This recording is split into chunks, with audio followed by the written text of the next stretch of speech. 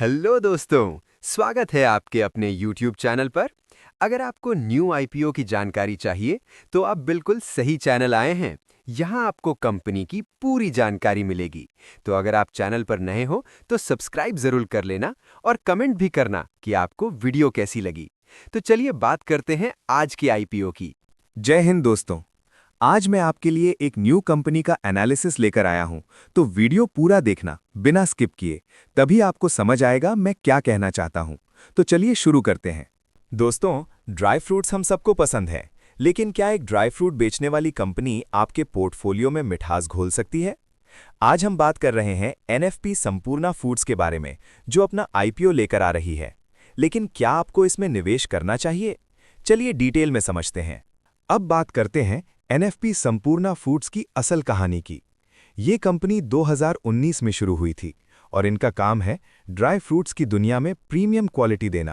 काजू का सफर, अफ्रीका से आपकी थाली तक। इनका मेन फोकस है कैश्यू नट्स यानी काजू।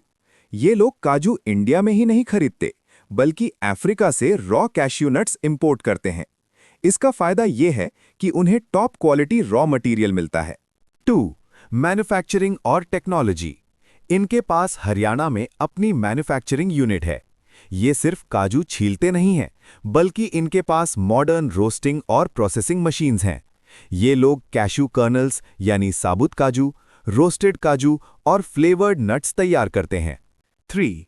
प्रोडक्ट रेंज, सिर्फ काजू ही नहीं। हालांकि इनका 90% रेवेन्यू काजू से आता है, लेकिन इन्होंने अपने पोर्टफोलियो को डाइवर्सिफाई किया है। आलमंड्स यानी बादाम और पिस्ताशियोज यानी पिस्ता, इनकी भी प्रोसेसिंग ये खुद करते हैं। गिफ्ट पैक्स, त्योहारों के सीजन में इनका बड़ा बिजनेस गिफ्ट पैक से आता है, जो ये कॉर्पोरेट और रिटेल कस्टमर्स को देते हैं। मखाना, अब ये हेल्दी स्नैक्स यानी मखाना सेगमेंट में भी एंट्री कर चुके हैं। 4. कहाँ मिलते हैं इनके प्रोडक्ट्स? ये कंपनी 2 तरीकों से काम करती है। B2B यानी बिजनेस टू बिजनेस, ये बड़े होलसेलर्स और रिटेलर्स को बल्क में माल देते हैं। और B2C यानी बिजनेस टू कंज्यूमर, इनके प्रोडक्ट्स आपको Amazon और फ्लिपकार्ट जैसे प्लेटफॉर्म्स पर संपूर्ण ब्रांड नेम से मिल जाएंगे। मतलब इनका फोकस डिजिटल प्रेजेंस पर भी है। 5. USP, इनकी खासियत क्या है? इनकी सबसे बड़ी ताकत है इनका प्रोसेसिंग स्टैंडर्ड। इनका कहना है कि ये बिना किसी आर्टिफिशियल प्रिजर्वेटिव के नेचुरल टेस्ट बरकरार रखते हैं। इसीलिए इनका रिपीट कस्टमर बेस काफी स्ट्रांग है। अब आते हैं सबसे जरूरी हिस्से पर कि अगर आपको इस कंपनी में हिस्सेदार बनना है, तो आपको कब और कितने पैसे तैयार रखने होंगे। चलिए इस आईपीओ की पूरी टाइमलाइन और इन्वेस्टमेंट डिटेल्स को ब्रेक डाउन करते हैं। सबसे पहले बात करते हैं डेट्स की। ओपनिंग डेट, ये आईपीओ खुलेगा 4 फरवरी 2026 को। क्लोजिंग डेट, आपके पास 6 फरवरी तक का टाइम है अप्लाई करने के लिए। अलॉटमेंट स्टेटस, 9 फरवरी को आपको पता चल जाएगा कि किस्मत ने साथ दिया या नहीं, यानी आपको शेयर्स मिले या नहीं। और 11 फरवरी को ये शेयर्स एनएसई एसएमई प्लेटफॉर्म पर लिस्ट हो जाएंगे। प्राइस बैंड, एक शेयर की कीमत। कंपनी ने इसका प्राइस बैंड 52 रुपए से 55 रुपए पर शेयर रखा है। दोस्तों, हमेशा याद रखिए, जब भी आप अप्लाई करें तो कट ऑफ प्राइस यानी 55 रुपए पर ही बिड लगाएं, ताकि अलॉटमेंट मिलने के चांसेस ज्यादा रहें। 3. लॉट साइज, कितना पैसा लगेगा? अब क्योंकि ये एक एसएमई आईपीओ है, तो आप यहां 1-2 शेयर्स नहीं खरीद सकते। यहां आपको पूरा एक लॉट लेना पड़ता है। एक लॉट में शेयर्स, इस आईपीओ में आपको मिनिमम 2 लॉट्स यानी 4000 शेयर्स मिलने वाले हैं। मिनिमम इन्वेस्टमेंट 55 रुपए के हिसाब से आपको कम से कम 2,20,000 रुपए की जरूरत होगी। स्माइल करते हुए, एसएमई आईपीओज में एंट्री थोड़ी महंगी होती है, इसीलिए इसे बड़े इन्वेस्टर्स का गेम माना जाता है। 4. इशू साइज, पैसा कहां जाएगा? कंपनी मार्केट से लगभग 24.53 करोड़ रुपीस उठा रही है। अब अच्छी बात यह है कि यह पूरा का पूरा फ्रेश इशू है। इसका मतलब है कि सारा पैसा कंपनी के पास जाएगा। प्रमोटर्स अपनी जेब में नहीं ले जा रहे। पैसा कहां खर्च होगा? कंपनी अपना कर्जा या डेट कम करेगी और अपने रोजमर्रा के बिजनेस या वर्किंग कैपिटल को बढ़ाने में इसे यूज करेगी। ये किसी भी इन्वेस्टर के लिए एक पॉजिटिव साइन है। 5. रिजर्वेशन, हमें कितना मिलेगा? इस इशू में रिटेलर्स, हम और आपके लिए 33.27% का कोटा रखा गया है और एंकर इन्वेस्टर का 28.43%, QIB के लिए 19.01%, NII के लिए 14.26% रखा गया है। तो रिटेल कैटेगरी में अप्लाई करने वालों के लिए काफ़ी जगह है। दोस्तों, किसी भी कंपनी की असलियत उसके बही खाते यानी फाइनेंशियल्स में छुपी होती है। एनएफपी संपूर्ण फूड्स के पिछले 3 साल के नंबर्स देखकर आपको हैरानी होगी कि एक काजू बेचने वाली कंपनी कितनी तेजी से ग्रो कर रही है। रेवेन्यू, सेल्स में उछाल। सबसे पहले देखते हैं इनका टर्नओवर। FY 2023 में कंपनी की सेल्स थी लगभग 16.75 करोड़ रुपए। FY 2024 में ये बढ़कर 23.31 करोड़ रुपए हो गई और FY 2025 में तो कमाल ही हो गया, ये पहुंच गई 35.76 करोड़ रुपए पर। मतलब हर साल कंपनी लगभग 40-50% की ग्रोथ दिखा रही है सेल्स में। लोग इनका काजू पसंद कर रहे हैं। दूसरा, प्रॉफिट आफ्टर टैक्स यानी साफ मुनाफा। अब देखते हैं खर्चा निकालने के बाद जेब में क्या बचा। फाइनेंशियल ईयर 2023 में इनका प्रॉफिट सिर्फ 41 लाख रुपए था।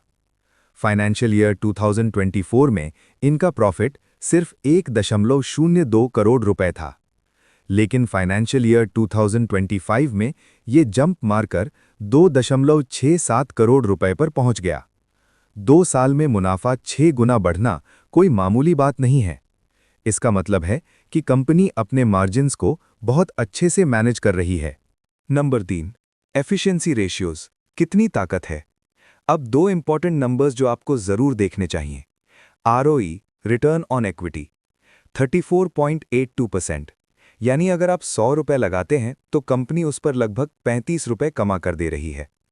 ROCE, return on capital employed, 40.90%। ये नंबर 20% के ऊपर अच्छा माना जाता है और यहां तो ये 40% के पार है। इसका मतलब कंपनी अपने पैसे का बहुत बेहतरीन इस्तेमाल कर रही है। 4, बोरोइंग्स, कर्जा कितना है। लेकिन एक चीज पर ध्यान देना होगा, इनका डेट टू इक्विटी रेशियो 1.26 है।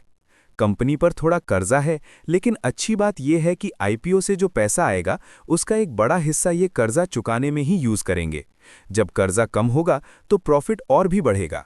5, वैल्यूएशन, सस्ता या महंगा। अगर हम इनके पीई रेशियो को देखें तो ये लगभग 11-12 के आसपास आता है। अपने पीयर ग्रुप यानी दूसरी लिस्टेड कंपनीज के मुकाबले ये वैल्यूएशन काफ़ी रीजनेबल लग रही है, न बहुत सस्ता न बहुत महंगा। दोस्तों, अब तक सब कुछ बड़ा संपूर्ण यानी परफेक्ट लग रहा था।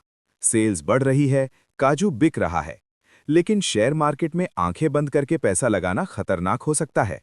चलिए इस आईपीओ के 3 बड़े रेड फ्लैग्स पर बात करते हैं। सबसे पहला रिस्क, ये एक एसएमई आईपीओ है। इसका मतलब है कि आप 1-2 शेयर नहीं बेच पाएंगे। अगर आपको पैसे की जरूरत पड़ी तो आपको पूरा का पूरा 4000 शेयर्स का लॉट एक साथ बेचना होगा।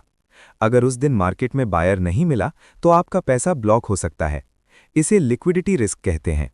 2, रॉ मटेरियल और कंपटीशन। कंपनी काजू अफ्रीका से मंगवाती है। अगर डॉलर का रेट ऊपर नीचे हुआ या इंटरनेशनल ट्रेड में कोई दिक्कत आई तो इनकी कॉस्ट बढ़ जाएगी। साथ ही ड्राई फ्रूट मार्केट बहुत अनऑर्गेनाइज्ड है। लोकल किराना स्टोर्स से लेकर हल्दीराम और टाटा संपन्न तक सब इनके कंपेटिटर हैं। इन्हें अपना मार्जिन बचाए रखने के लिए बहुत मेहनत करनी होगी। 3, कर्ज का बोझ, डेट। इनका डेट टू इक्विटी रेशियो 1.26 है। आमतौर पर 1 से नीचे का रेशियो अच्छा माना जाता है। हालांकि ये आईपीओ के पैसे से कर्जा कम करेंगे, लेकिन जब तक कर्जा पूरी तरह खत्म नहीं होता, इनके प्रॉफिट का एक हिस्सा इंटरेस्ट यानी ब्याज भरने में ही चला जाएगा। 4, इन्वेंट्री मैनेजमेंट। फूड बिजनेस में इन्वेंट्री यानी स्टॉक का बहुत बड़ा रोल होता है। अगर काजू या बादाम का स्टॉक वेयरहाउस में पड़ा पड़ा खराब हो गया या उनके दाम मार्केट में गिर गए तो कंपनी को बड़ा लॉस हो सकता है। ये एक हाई वॉल्यूम लो मार्जिन वाला बिजनेस है। 5, फाइनल रिव्यू, द बैलेंस। तो रिव्यू क्या है? पॉजिटिव, मैनेजमेंट का ट्रैक रिकॉर्ड अच्छा है और वैल्यूएशन सस्ती यानी अट्रैक्टिव है। नेगेटिव, कर्जा थोड़ा ज्यादा है और सेक्टर में कंपटीशन बहुत हैवी है। तो दोस्तों, सब कुछ देखने के बाद अब आखिरी सवाल, क्या एनएफपी संपूर्णा फूड्स का ये आईपीओ वाकई संपूर्ण है? क्या आपको अपने 2,20,000 रुपए इसमें लगाने चाहिए? देखिए, अगर हम फाइनेंशियल्स और ग्रोथ को देखें तो कंपनी ने कमाल का काम किया है। 2 साल में प्रॉफिट का 6 गुना बढ़ना कोई मामूली बात नहीं है। अप्लाई कब करें? अगर आप एक अग्रेसिव इन्वेस्टर हैं जो रिस्क लेना जानते हैं और ड्राई फ्रूट सेक्टर की ग्रोथ, खासकर प्रीमियम स्नैकिंग पर भरोसा रखते हैं, तो आप इसमें अप्लाई करने का सोच सकते हैं। वैल्यूएशन के हिसाब से ये आईपीओ काफी रीजनेबल लग रहा है। अवॉइड कब करें? अगर आपको सेफ खेलना पसंद है या आपका बजट अलाउ नहीं करता कि आप 2,20,000 रुपए एक साथ एक ही जगह ब्लॉक करें, तो फिर इससे दूर रहना ही बेहतर है। एसएमई आईपीओज में लिस्टिंग गेन के चक्कर में कभी-कभी बड़ा नुकसान भी हो सकता है। Expert tip: check the GMP. Apply करने से पहले एक बार ग्रे मार्केट प्रीमियम यानी जीएमपी जरूर चेक कर लेना। अगर जीएमपी 25-30% के ऊपर ट्रेड कर रहा है तो ये एक अच्छा साइन हो सकता है। लेकिन याद रहे, जीएमपी सिर्फ एक इशारा है, कोई गारंटी नहीं। 3. Action step: call to action. अब आप मुझे कमेंट करके बताएं, क्या आप ड्राई फ्रूट्स की इस ग्रोथ स्टोरी का हिस्सा बनेंगे या आप किसी मेन लाइन आईपीओ का वेट कर रहे हैं? जो भी आपका फैसला हो, नीचे कमेंट जरूर करना। अगर आपको ये एनालिसिस ऑनेस्ट और हेल्पफुल लगा तो वीडियो को लाइक कर देना और अपने ट्रेडर दोस्तों के साथ शेयर जरूर करना। मिलते हैं अगले वीडियो में, तब तक के लिए जय हिंद, जय भारत और अपना ख्याल रखिए।